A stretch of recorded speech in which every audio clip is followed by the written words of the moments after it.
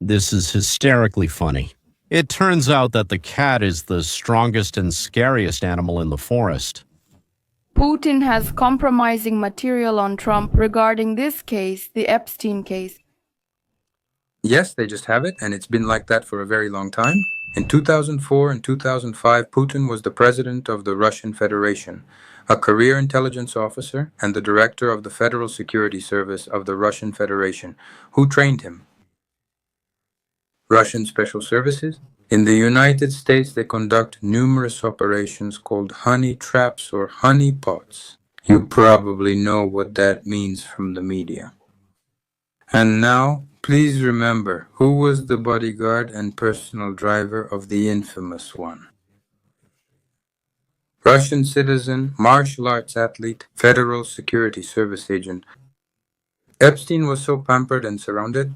Oh, Komolchenko, you're not a KGB general, but a fabulist. Where are you going with your not-so-clean face? KGB guy, you're a stinky KGB guy. How's it going? Federal Security Service influence agent Zhernov says, if you look like crap, if you smell like crap, if you even taste like crap, then you must be Omelchenko. And all The video library and all sorts of idiot audio recordings, and there's a security guard nearby, military guy 1, military guy 2, here's your driver who's always with you, sees all this, flights, trips, and so on. All of this, as they say, was documented. I've always wondered how people know information that, with the smile of an all-knowing sage, they share with us, the uninitiated. As they say, the qualifications have been made. By which years, who owes what, which bankers or businessmen, politicians, senators, congressmen, presidents, even people from the British royal family. All of this is with Putin, with the Federal Security Service in the Russian Federation. All of this is with Putin. That's what it's all about. That's where the problem lies. All of America is on the hook of the Federal Security Service of the Russian Federation. Now, if we bomb Iran, it's by order from the Kremlin, or if we impose tariffs on India for its financing of the war in Ukraine, we're doing it by direct instruction from Vladimir Vladimirovich Putin. And what else has become known? To the retired general, they report directly from the Kremlin because, well, obviously they do, because, of course, he's actually the main one. It's not funny, but it is. Another thing is that the young Husarieva S. with the wonderful name Anastasia calls this retiree and eats up the crap he feeds her. But maybe that crap is just for her. Liuba, editor. I would like to draw your attention to some points. They are listed by the minute. Since you mentioned Ms. Anastasia, I will definitely share it with you. But remember the huge excitement around the historic meeting between Vladimir Putin and Donald Trump. Yes, the entire press focused their attention there. Without exaggeration? It was off the charts, just off the charts. I didn't pay attention to it. For me, it was just humor and funny. I see, Anastasia perked up. Now the crap is going to get even juicier. For me, it was just humor. And funny. I was waiting for the details, the little things. Where will Putin show himself not as the president, but as a former lieutenant colonel of the State Security Committee? And how will Trump show himself not as the president of the United States of America, but as an agent of the State Security Committee under the alias Krasnov? Moral and ethical things, the emotional meeting between Putin and Trump in Alaska at a military base. Described. Just one thing. I'll mention one of our Ukrainian friend Barry Johnson, who remembered every word, what words were used, and how it made him feel sick. Everything he saw was happening. You know, Ms. Anastasia, that in every event there are some symbolic things. Well, when United States military personnel, the Marines, roll out the red carpet on their knees, well, you know what that means? And for Americans, I understand you all saw that. I won't draw attention to how Trump came out to meet Putin. But there's one more little nuance. Putin has a habit of making people wait for him. Yes, he's always late to international meetings. It's on purpose to show his greatness. Let me remind you of the first meeting in Helsinki between Trump and Putin. Trump waited for Putin for almost an hour. Let's go back to Alaska. Well, in Alaska, so to speak. Before this meeting, we learned that Russia has a great historian, Putin. And then we found out that the United States of America has an equally great geographer, Trump. Tell me, do you want to defend Umyalchenko? From the Russians, let's say, yes, and Gusariev Anastasia. And their friends, children, grandchildren, fellow soldiers, I mean from Russia or any other enemy that attacks them. If you want to spend money, take it from your children by passing it on to them. Or give to the vile creatures on both sides. Devour yourselves and each other. I mean, what do we care whether Amalchenko, Gordon, this Jernov, Yakovenko, Yakovina, and the rest of those losers live in Ukraine or in the Ukraine? Yeah, as the Russians say, those bastards stink, and those bastards stink too. So basically, some stinking bastards attacked other stinking bastards who are whining. We get help, but at the same time, they pour their liquid crap, piss, and vomit on us. I don't want a single cent sent from the United States to protect Amalchenko and his friends and former KGB colleagues. If the tables were turned, he would destroy those who are destroying his nation today, and Anastasia would just open her eyes wide. Morsh Kolonisic isn't very powdered. Yes, I know he will be. I know. People often say I mentioned docents or briefcases. Gentlemen, I know how to speak. I swear to you, I know how to speak. Well, believe me or don't believe me, just write whatever you want. So here it is. And back then, sniffling with happiness, she was lamenting about how Russian fascists' children are being killed. They, both Melchenko and the Bortnikovs, are interchangeable and equally vile. Like stinky manure worms. Continuation. No need know, because even like a fly he can't. Trump almost started hugging Putin while shaking his hand and so on, almost started patting his hand. Then, dancing a little, he pats him on the shoulder, somewhere around the back, and so on. All these things and so on. That is, joyful, cheerful, temperamental, in all his glory. With a red tie, Trump applauds, strokes his hand several times, and hugs like this. They cut this out on the official White House website. It's not there. Yes, that's exactly what The Guardian noticed. That where Trump was smiling at Putin, they cut it out. Let's move on. Here they are, happy and standing in their glory. Putin, already flattered by Trump, shook his hand, patted him, and practically hugged him, all while having blood on his hands. Has taken over, you see. In front of him on. They crawled on their knees in front of him. Some American soldiers. Putin is all there. And now Putin is saying something to Donald Trump. Trump, in turn, puts his hand on his shoulder and points to his own car, which is parked nearby. Well, you can't really hear their voices, right? Well, yes, but there are specialists who can very accurately decipher speech by reading lips. And in this particular case, the phrase, "let's go together," was said. It could be interpreted either as a question or as a request, you see, but let's go together. And they get into a luxurious limousine. The security seem to be quite puzzled and genuinely surprised. This is prohibited by all protocols. The specialists who work for Omolchenko read Putin's lips giving Trump the order, "Let's go together." Trump started hurrying, got into the car, and Putin ran around the limousine and got in from the other side. These are experts in lip reading, which means understanding speech by interpreting lip movements. From Britain. They said that when they met and shook hands, Trump said, "Well, finally." Then he said to Putin, "I'm glad you were able to come, glad to see you, thank you for joining us." This is a translation of what was said from English, so, ladies and gentlemen, I can't guarantee 100% accuracy, but I'm conveying the general meaning. A number of experts agreed that Putin said, "I'm glad that I can be of help," or "I'm glad that I can be useful." That's how it was. Trump replied, "I'm also ready to help." When the planes were flying, Trump said to Putin loudly, "Yes," and Putin replied, "Yes."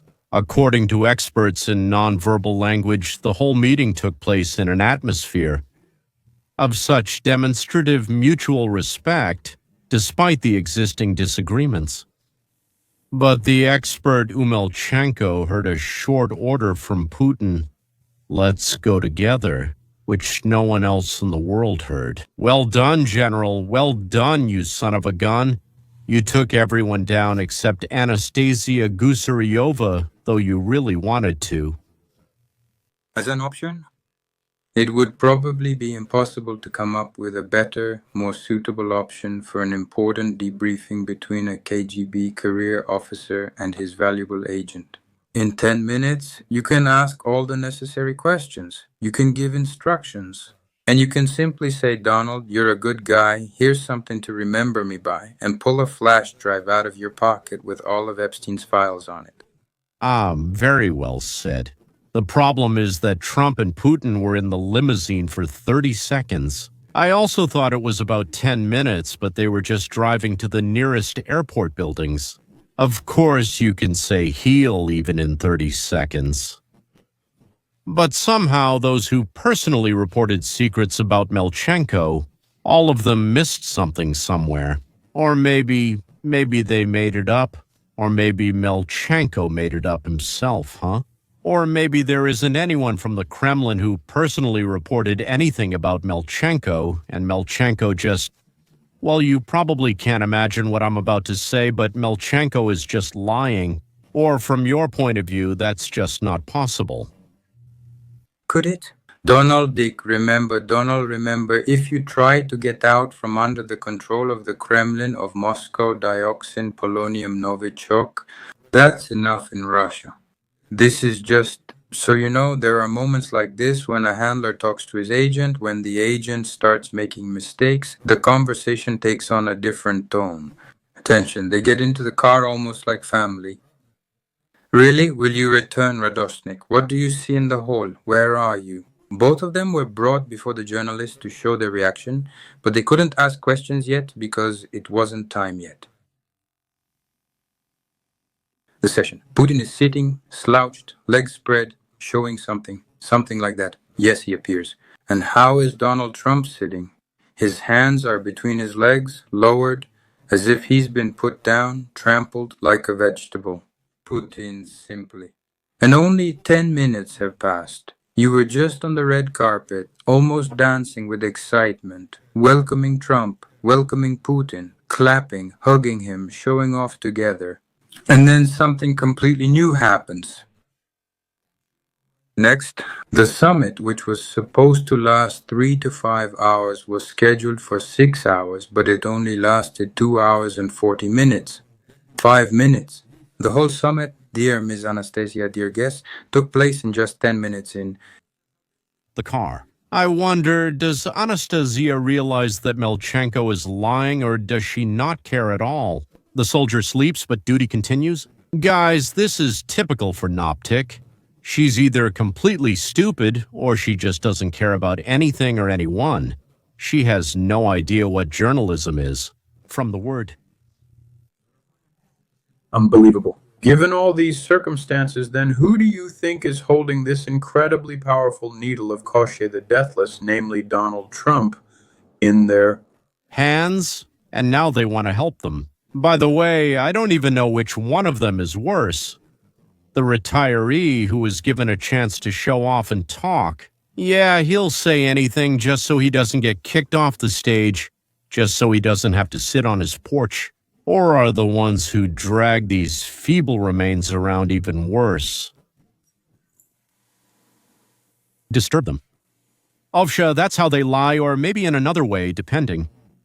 The press covered Trump in such a way that it left no room to cover him objectively without acknowledging the huge previous failures and corruption, especially given what was revealed about Russiagate and other matters. Scandals. Let's talk about Russiagate. You said in your latest column on Recon News that you were reluctant to dive into the so-called conspiracy. What changed for you? It was something in Durham Annex and the whistleblowers. Last week. Taibbi is the editor-in-chief of a major online publication, a journalist, an investigator. Probably that's the right way to put it. He will now be covering the same events as Omelchenko, but I suspect in a slightly different way. Yes, I mean, I've been working on this story for 8 years, and at first, I just said that something was wrong with the report. For example, the sources were bad, and I thought it was a story about weak investigation that wasn't well substantiated. I was very reluctant to come to the thought that this was a conspiracy to cover up something that Hillary Clinton had done. But the Durham report really leaves no doubt anymore that the Clinton campaign had a plan to accuse Trump of something related to Russia even before the WikiLeaks materials appeared. So the investigation that followed was just random, and that's shown pretty well in... And the thing is, now you have this guy Leonardo Bernardo, a name associated with George Soros's Open Society. Jeff Goldstein interacts with Debbie Wasserman Schultz, trying to change the narrative. From Hillary's emails and John Podesta's hacks to Donald Trump being linked to Vladimir Putin, hoping to win the election and later undermine his first term when he won. That is, there are a bunch of documents showing how Hillary's people made up and pushed the story to the press that Trump and Putin were connected. We even know the name of the staffer from Hillary's campaign who came up with this idea. She shared it, Hillary liked it, and it took off. And it took off, yes, I mean, it's incredible because the real story here is that Hillary Clinton's use of a private email server exposed the United States to an unprecedented security risk, and the Russian government actually got access to a huge amount of material, correspondence up to the office of the president. To distract from this, they had to come up with some story that would be just as explosive, just as poetic. That's why they came up with the idea to link and smear Trump and Putin together. They said it was a long-term project to demonize both of them, and that's exactly what they did. And what's remarkable is that every major journalist in America supported this. Omelchenko, Shvets, Bykov, Piankovsky, Kasparov, and other Yakovins started talking about this lie as if it were a fact. And what's interesting is that they claimed it was a fact personally known to them from trusted sources in the Kremlin, or in the most extreme case at Dzerzhinsky Square. By the way, Omelchenko said that Putin has compromising materials on Trump. What we're finding out now is that the Federal Security Service had evidence that Hillary, well, let's say, as it's written in the documents in the report they hacked, she has uncontrollable fits of rage, that she's on serious drugs, and that she sometimes goes on binges. Alcoholism, as we say in Russian, yes, she's a binge drinker. Right now, we have the materials and confirmation that Putin had all these materials, but to help a friend and comrade, not to help that bastard Trump helped, or rather, Trump did help. So what about that bastard Putin? Did he not help? And he kept those papers secret so as not to prevent Hillary Clinton from becoming president of the United States. Of America. James Comey, that he postponed the date of announcing the completion of the investigation into Hillary Clinton's emails and the refutations that the New York Times is writing about today. And I'm just so tired of this process, Brian. Every time they come up with some new nonsense and we have to spend time refuting all of it. And in the end, it's acknowledged later, but those are denials that aren't really denials. They say it was gathered by spies. And the people mentioned in the story say they don't remember it. It happens.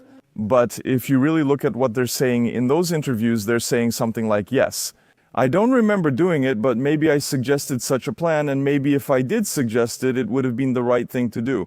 This Interviews were conducted with Hillary's staff, and they all answered the same way. Oh, I don't remember, I don't know, maybe, of course, maybe, but we know for sure. What? And so on. But from all these testimonies, it becomes absolutely clear that Hillary's people made up this whole story from start to finish. Hillary. Obama. promoted it. We just don't know exactly what they will be accused of. It will be some kind of conspiracy case, but what the conspiracy is for is not clear. But the evidence is abundant, and it has completely dispelled the myth of Russiagate at this point.